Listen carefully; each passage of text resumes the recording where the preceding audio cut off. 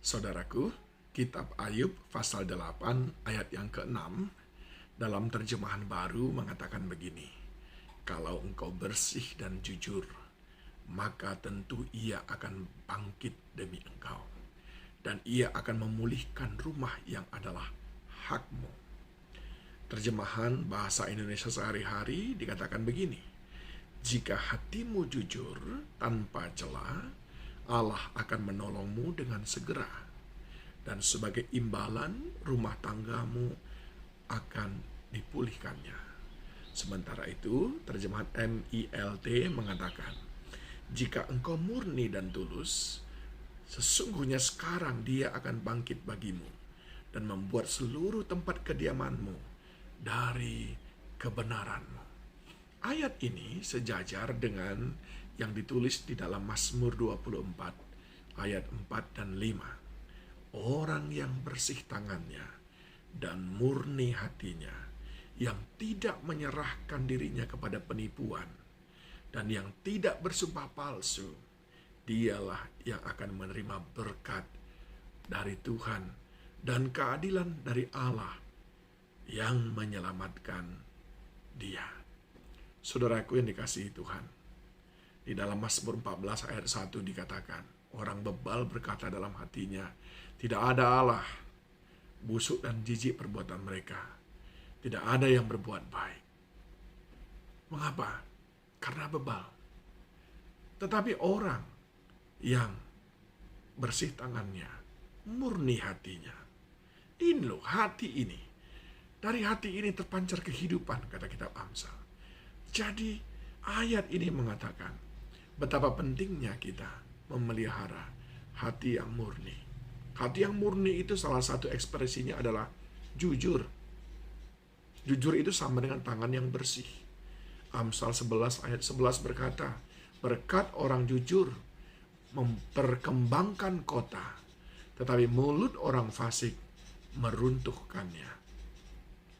Penyair Romawi abad pertama, Juneval menulis, kejujuran dipuji-puji, meskipun yang berkata jujur akan mati kelaparan. Ingat baik-baik, kejujuran selalu dipuji oleh siapapun, saudaraku. Sekalipun oleh karena kejujuran itu, kita akan mendapatkan konsekuensi. Mari pelihara kejujuran.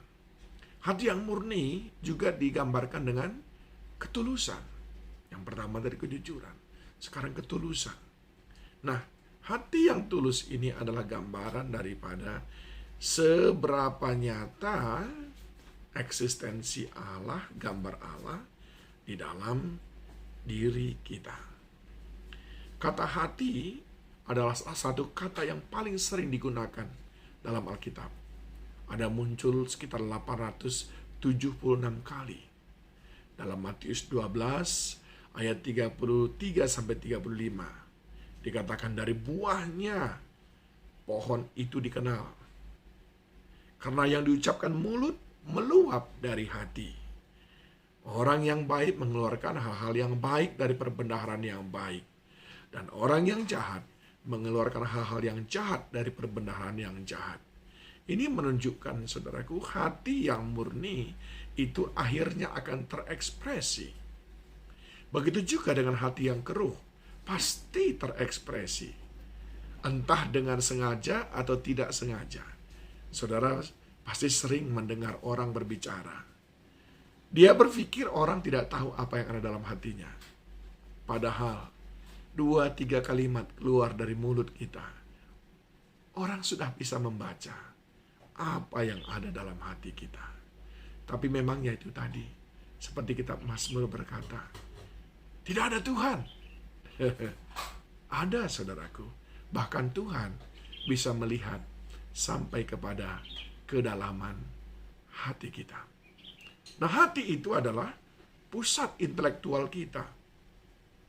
Orang yang sadar akan sesuatu di dalam hati mereka, itu menunjukkan bahwa mereka sedang menggunakan hati mereka sebagai pusat inteleknya.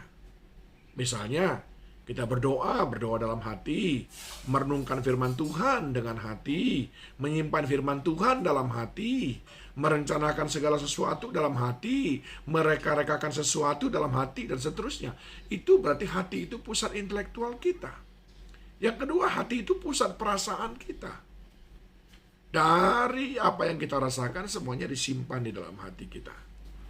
Ya, hati yang gembira itu adalah dimulai dari hati. Hati yang luka, hati yang sedih, hati yang marah, semuanya terpusat dari dalam hati kita. Perasaan itu semuanya ditampung dalam hati. Dan yang ketiga adalah hati manusia itu adalah pusat kehendaknya. Apa yang saudara mau, itu ada dalam hati. Sehingga tindakan saudara itu sudah terlebih dahulu diolah di dalam hati, lalu saudara melakukannya. Oleh sebab itu, saudaraku, hati-hati dengan hati kita.